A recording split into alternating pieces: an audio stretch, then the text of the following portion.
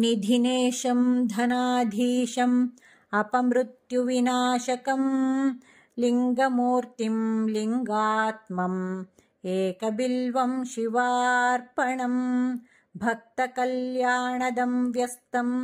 वेदवेदान्तसंस्तुतं कल्पकृत्कल्पनाशं च एकबिल्वं शिवार्पणम्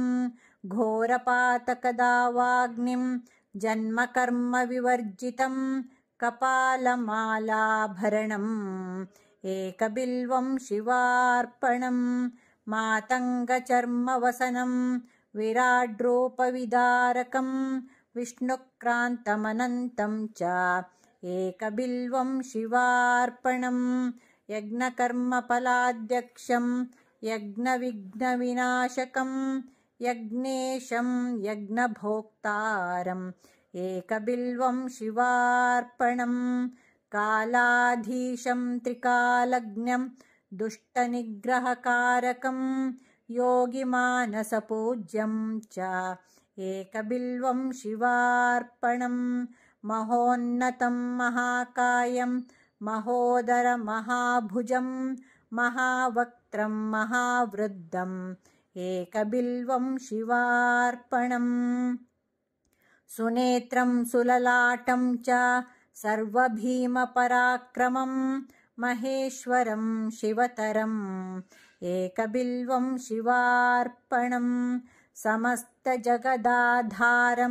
समस्तगुणसागरं सत्यं सत्यगुणोपेतम्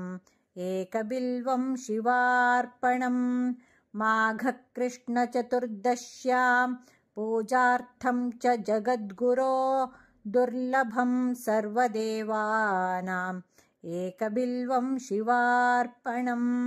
तत्रापि दुर्लभं मन्येत् नभो मासेन्दुवासरे प्रदोषकाले पूजायाम् एकबिल्वं शिवार्पणम् तटाकं धननिक्षेपं ब्रह्मस्थाप्यं शिवालयं कोटिकन्या महादानम् एकबिल्वं शिवार्पणम् दर्शनं बिल्ववृक्षस्य स्पर्शनं पापनाशनम् अघोरपापसंहारम् एकबिल्वं शिवार्पणम् तुलसी बिल्वनीर्गुण्डी जम्बीरामलकं तथा पञ्चबिल्वमिति ख्यातम्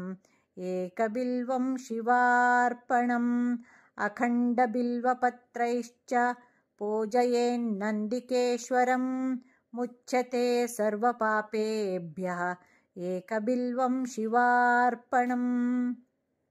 सालङ्कृता शतवृत्ता कन्याकोटिसहस्रकं साम्राज्यपृथ्वीदानं च एकबिल्वं शिवार्पणम् दन्त्यश्वकोटिदानानि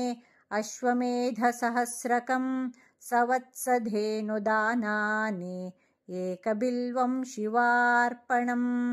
चतुर्वेदसहस्राणि भारतादिपुराणकं साम्राज्यपृथ्वीदानं च एकबिल्वं शिवार्पणम्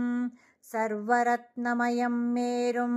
काञ्चनं दिव्यवस्त्रकं तुलाभागं शतावर्तम् एकबिल्वं शिवार्पणम् अष्टोत्तरशतं बिल्वं योर्चयेत् लिङ्गमस्तके अथर्वोक्तं वदेद्यस्तु